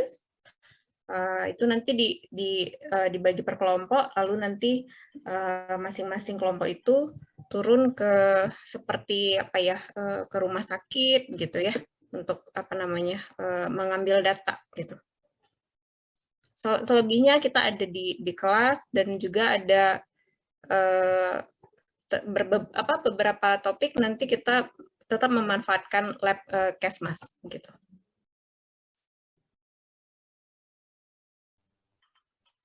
Ya, baik, terima kasih Bu Sri. Nah, jadi ada juga prakteknya di Kespro. Oke. Kemudian ada lagi yang ingin bertanya? Atau sudah pas? Karena waktu kita ini sudah 2 jam ya. Bertanya, Pak. Oke, silakan. Izin bertanya Pak, untuk kuota penerimaan masing-masing peminatan itu maksimalnya berapa Pak? Dan seandainya kalau dalam suatu peminatan itu peminatnya itu lebih dari kuota yang ditetapkan, itu apa dilakukan tes kembali seperti tes tertulis atau wawancara Pak? Itu Pak. Oke, terima kasih Nadia. Ini pertanyaannya sama dengan Yulia ya, yang Yulia di dalam secara private. Jadi ada beberapa hal yang saya perlu sampaikan untuk sistem terkait pemilihan ini. Yang pertama bahwa nanti dalam minggu-minggu ini nanti saya akan mengirimkan Google Form, di mana di Google Form itu nanti adik-adik mahasiswa akan memilih tiga peminatan 1, peminatan 2, dan peminatan 3. Yang peminatan 1 itu adalah peminatan yang memang benar-benar dipilih gitu, yang dipilih sebenarnya semuanya dipilih semuanya sih sebenarnya, hanya maksudnya yang passionnya itu yang di pertama. Nah kemudian yang kedua, ketika kita memilih nanti di dalam Google Form itu nanti ada standarnya seperti yang sampaikan di awal bahwa pemilihan peminatan itu berdasarkan nilai dasar. Nah, jadi nanti di input nilai dasarnya, kemudian adik-adik tolong menyiapkan KHS untuk semester 2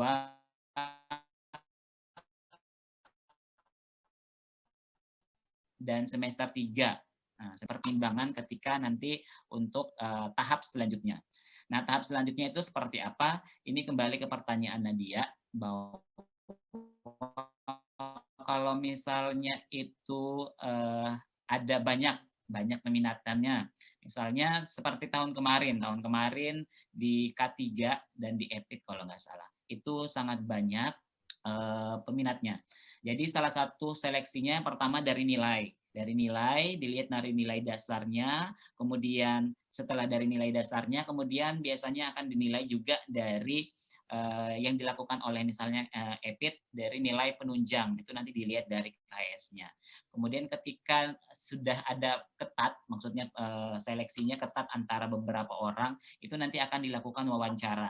Jadi untuk kuotanya nanti itu akan dirapatkan lagi dari kepala bagian dan pengelola. Itu biasanya setidaknya paling banyak 40 satu kelas. Jadi satu kelas itu 40. Karena kalian ada 240, kemungkinan 240 bagi 6 itu pas. Nah, ada mungkin yang lebih sedikit. Nah, tapi itu nanti akan didiskusikan. Nah, terkait hal tersebut nanti akan dikomunikasikan juga sama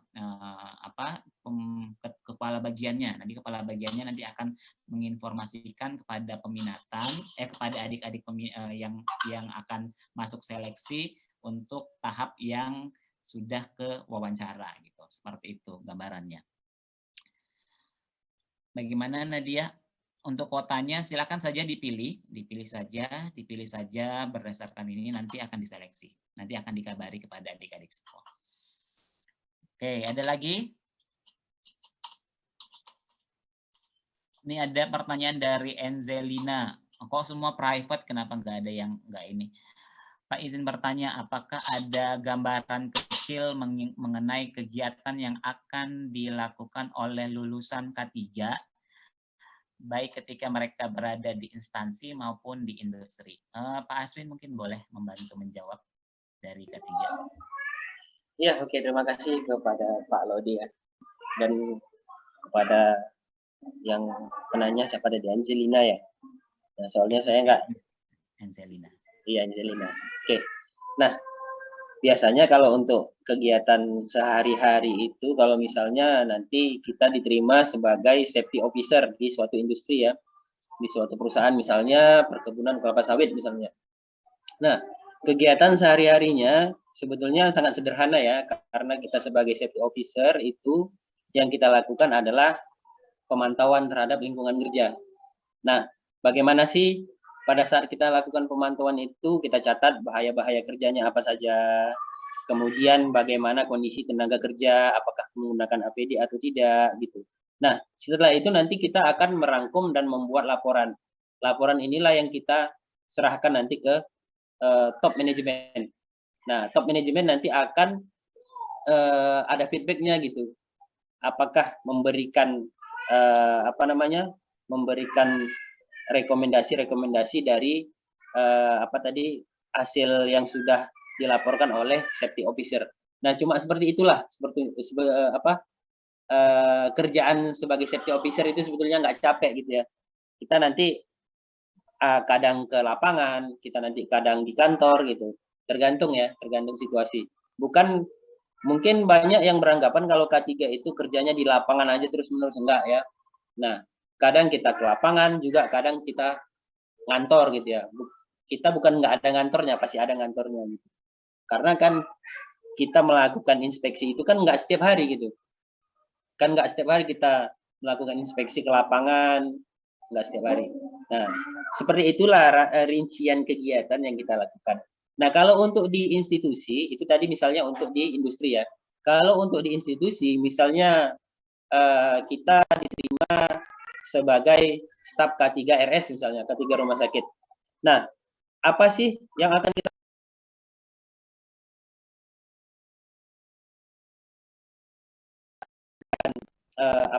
identifikasi terhadap lingkungan rumah sakit, bahaya kerjanya apa-apa saja, nanti akan kita usulkan rekomendasi pengendalian apa yang cocok dari bahaya-bahaya tersebut. Tapi sebelum kita lakukan, kita rancang rekomendasinya, pengendaliannya, sudah pasti kita asesmen, kita nilai bagaimana tingkat risiko bahaya kerja dari yang ada di rumah sakit tersebut. Nah, saya rasa itu saja, Pak Udi. Saya kembalikan kepada Pak Udi. Oke, baik. Terima kasih, Pak Aswin. Nah, kemudian ini ada Dwika. Dwika ingin bertanya Raisen. Silakan, Dwika.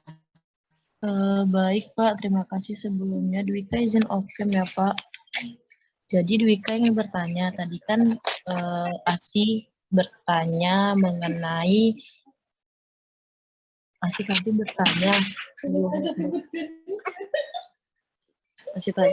jadi tadi tuh Dwika dengan kita bilang kalau untuk masuk satu peminatan itu kita harus punya nilai yang standarnya itu udah ditentuin sama masing-masing peminatan kan Pak, kayak Promkes itu minimal B gitu kan. Nah, itu gimana ya Pak kalau misalkan ada mahasiswa yang nilainya itu rendah gitu di peminatan yang ingin dia masukin gitu Pak. Tapi rendah tapi nggak mengharuskan dia untuk ngulang lagi gitu Pak, untuk ambil MK itu lagi gitu. Nah, itu ada jalan keluarnya nggak Pak? Ada Oke, baik, cara terima lain kasih. nggak gitu Pak? Baik, terima kasih Dwika. Ini hampir sama dengan pertanyaan Anissa yang di kolom chat. Jadi sebenarnya yang pertama itu kan nanti kita akan lihat kuotanya sebenarnya. Kalau misalnya di Promkes nih, di pilihan pertamanya itu nilai apa yang memilih itu pilihan pertamanya itu ada 20 orang, sedangkan kuotanya itu nanti ada 40 orang. Nah, untuk yang 20 orang itu kan tadi kita harus memenuhi itu kan, memenuhi kuotanya sisa 20. Ketika misalnya nilai C, ada nilai C tapi dia memang benar-benar masuk Promkes, itu silakan saja, maksudnya diisi saja di pilihan pertamanya C. Tetapi nanti untuk filter awalnya itu kita melihat dari nilai B-nya dulu, nilai standar dari ketentuan dari prodi, nilai B. Tetapi kalau misalnya kuotanya tadi masih banyak belum cukup, itu bisa langsung masuk. Nah, itu pertimbangan untuk terkait peminatan, karena biasanya juga kan kita memang menginginkan juga mahasiswa yang memang benar-benar masuk peminatan, walaupun sebenarnya nilainya tadi di atas standar, di luar dari standar. Tetapi kita harus sesuai dengan prosedur dulu, kita akan seleksi berdasarkan nilainya dulu. Kenapa nggak apa-apa misalnya Divya nilainya Promkesnya C, silakan saja pilihan pertamanya C, pilihan keduanya nanti misalnya apa gitu. Nanti kita lihat dari kuotanya dulu tadi. Kalau misalnya masih jauh sekali, misalnya Promkesnya hanya memilih 15, nanti Dwika akan tetap masuk di Promkes, seperti itu. Tapi tetap kita akan menseleksi terkait nilai standar tadi. Biasanya itu nanti diperketat kalau tahun-tahun sebelumnya itu ada beberapa peminatan yang memang peminatnya banyak, jadi tadi langkah awal itu adalah berdasarkan nilai dari mahasiswa itu sendiri. Kalau misalnya Dwika tadi pilihannya misalnya di Promkes, tapi yang pemilih Promkes itu ada 40, otomatis nanti akan tersingkir seperti itu. Jadi nanti akan pilihan kedua. Itu sebagai standar awal. Nah, tadi pertimbangannya tadi kalau misalnya kuotanya belum penuh, nah itu bisa dimasukkan. Seperti itu, Dwika. Baik Pak, terima kasih Pak atas jawabannya. Oke, ada lagi yang ingin ditanyakan? Ini dari yang minat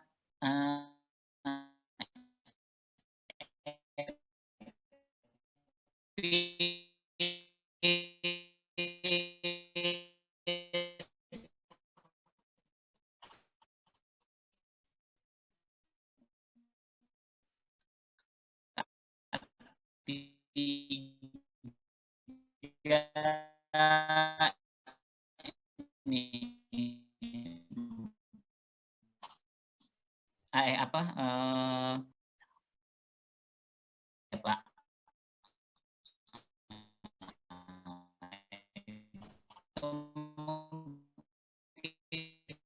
Bisa dijawab sama Bu Sri. Ibu Sri. Bu Sri. Pak Ode, saya belum dengar pertanyaannya, sinyal Pak Ode terganggu. Pertanyaannya terkait, tadi kan disampaikan bahwa Cash Pro itu peluang kerjanya cukup banyak. Nah, kira-kira nanti kita bekerjanya itu di lingkup apa saja ya? Oke, terima kasih Pak Ode. Masih ada Pak Asparian nggak ya di room ini? Pak Asparian. Ada. Ada. Izin Pak. Sepertinya anak-anak pengennya Bapak yang jawab nih kayaknya. Monggo Pak. Ya, terima kasih Putri, Pak Ade. Saya sinyalnya kurang nih. Saya sinyalnya agak terganggu nih Pak Ode karena lagi di jalan. Bisa didengar suara saya bisa? Bisa Pak. Silakan Pak, boleh. Yang bertanya tadi Aufa Nabila. Oh ya. Di Aufa dan yang lain bahwa memang sebenarnya kita ini kan berada pada satu naungan kesehatan masyarakat gitu ya. Kesehatan masyarakat. Jadi di peminatan apa saja keberadaannya Nova itu akan dinilai sebagai seorang SKM. Terus tadi khusus untuk peminatan Kespro, tempat bekerjanya banyak sekali. Memang begitu adanya. Kenapa? Karena indikator kesehatan ibu dan anak sekarang ini masih menjadi indikator yang paling banyak menjadi untuk di treatment gitu ya, untuk dilakukan penanggulangan. Misalnya kita penanggulangan masalah stunting, itu indikator kita masih rendah capaian di Indonesia. Kemudian kematian ibu masih tinggi, kematian bayi dan balita masih tinggi. Kemudian kasus HIV semakin banyak. Kemudian ada lagi penyakit-penyakit sistem reproduksi, misalnya HMP dan segala macam itu ya.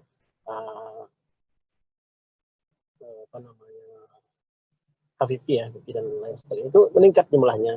Kemudian di lain pihak, secara sosial misalnya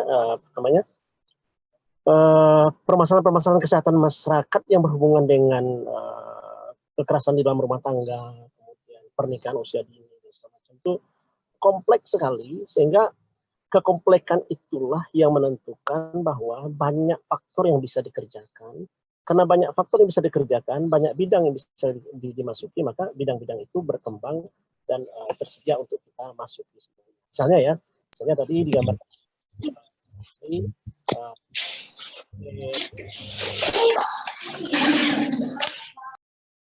di samping di KBN, mungkin di lembaga sosial, lembaga NGO ya, non government organization, misalnya di organisasi NGO yang bergerak di bidang pemberdayaan perempuan, kemudian di bidang HIV dan lain sebagainya. Di yang lain juga, kalau di institusi pemerintah yang lain ya kita bisa bekerja di puskesmas, di rumah sakit kesehatan ibu dan anak ya, rumah sakit biasa, kemudian sebagai manajer yang dikatakan oleh Bapak Ibu terdahulu ya. Jadi kompetensinya sama, tetapi ada spesifikasi memang yang bisa kita gunakan ilmu kita untuk masuk karena itu. Contoh misalnya ya, orang Kespro bisa bekerja di perusahaan, tapi di perusahaan dia tidak bisa menjadi pengawas kesehatan kerja gitu. Dia hanya mungkin bisa bekerja pada bidang HRD, karena kita HRD itu bisa dimasuki oleh peminatan mana saja. Gitu. Tapi khusus untuk pengawas kesehatan kerja mungkin itu spesifikasinya di kesehatan kerja. Kemudian untuk upaya-upaya yang lain seperti apa yang dikatakan Ibu Mita tadi, yang sempat Bapak dengar penyampaian Ibu Mita tadi, bahwa di Kesmas ini ada core dan ada yang tools ya. Jadi yang tools itu ya, yang core-nya itu termasuklah ilmunya ya, ilmunya termasuklah kesehatan ibu dan anak. Kemudian bagaimana cara mengukur kesehatan ibu dan anak itu ambil dari ilmunya orang Kesling, ilmunya orang AKK, misalnya manajemen pelayanan kesehatan reproduksi misalnya. Itu orang AKK yang mengerjakan itu. Kemudian misalnya mengukur distribusi penyakit kesehatan reproduksi, atau melihat prevalensi penyakit kesehatan reproduksi, itu kita menggunakan beberapa ilmu yang ada di epidemiologi. Jadi itulah kira-kira yang menjadi dasar bahwa kita setelah ini mau masuknya kemana. Kata Bu Sri tadi banyak tempat yang bisa kita kerjakan, bisa kita masuki gitu. Nah, itulah dasarnya kita seperti itu. Karena ilmunya berhubungan dengan indikator-indikator pelayanan kesehatan yang indikator itu belum terselesaikan sampai sekarang. Mungkin itu Pak Ode. Pak Ode. Oke, baik, terima kasih Pak Asbah. Pak Ode kok giliran saya yang ngomong kok ketawa ya. Ketawa aja Pak Ode nih. Pak Asbah, terima. Iya, tapi bagi yang berminat memang masuk ke Kespro.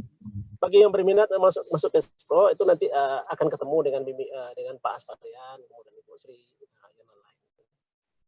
Dan boleh ditanya dengan kakak-kakak kelas, kita kira istimewanya apa, terus spesifikasinya gimana, supaya kita bisa sharing begitu ya. Kemudian tambahan lagi Pak Ode mungkin di Kespro itu kita, tapi dengan mahasiswanya yang gigih ya. Ibu Sri kemarin itu sudah menjamin tuh kita coba untuk tidak lewat dari 8 semester. Bahkan ada beberapa teman yang ikut MBKM itu kita usahakan 7 semester selesai. Mungkin itu Pak Ude. Oke. Ya. Terima kasih. Assalamualaikum warahmatullahi wabarakatuh. Baik, terima kasih. Waalaikumsalam warahmatullahi wabarakatuh. Terima kasih banyak Pak Asparian. Oke, mungkin karena waktu kita kayaknya dibatasi nih, kayaknya dibatasi sudah 2,5 jam, sudah hampir 3 jam ya, 3 jam. Oh, ada satu lagi Meisa. Oke, ini pertanyaan terakhir ya untuk Meisa. Silakan Meisa. Baik, terima kasih Pak. Jadi izin bertanya Pak, misalnya Pak, kami kan nanti memilih 3 pilihan peminatan. Nah, misalnya di pemilihan pertama itu kami tidak termasuk ke dalam kuota yang memang terpilih masuk ke dalam peminatan itu. Nah, apakah nanti kemungkinan masih bisa terpilih di peminatan 2 dan 3 atau bahkan malah terlempar di peminatan yang lain, Pak?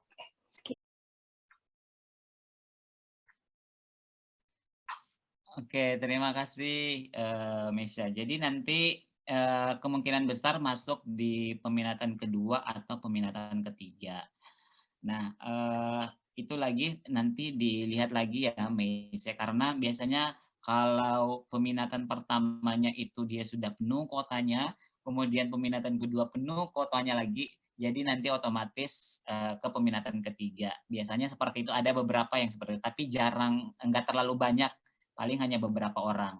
Nah, biasanya itu nanti ketika ada yang memang tidak tercover dari peminatan tersebut, nanti saya akan menghubungi mahasiswanya.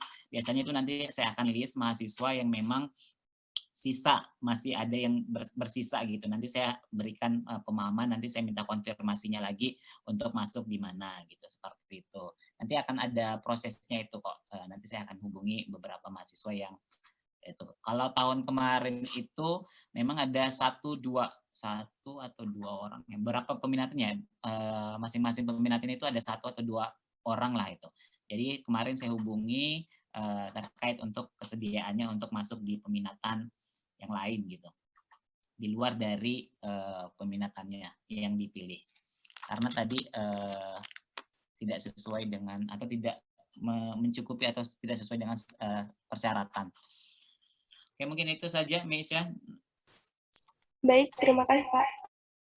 Oke, karena ini waktunya kita sudah menunjukkan pukul 12.30 lebih 4 menit. Mungkin kita akhiri pertemuan pada hari ini.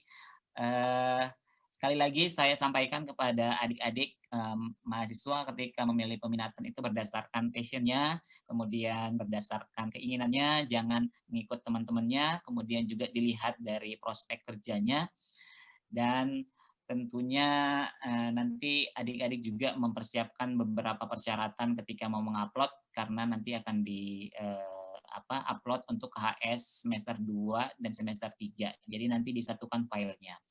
Sekali lagi terima kasih banyak buat Pak Kajur, kalau masih ada, Pak Sekjur, Pak Asparian, dan seluruh Bapak Ibu Kepala Bagian yang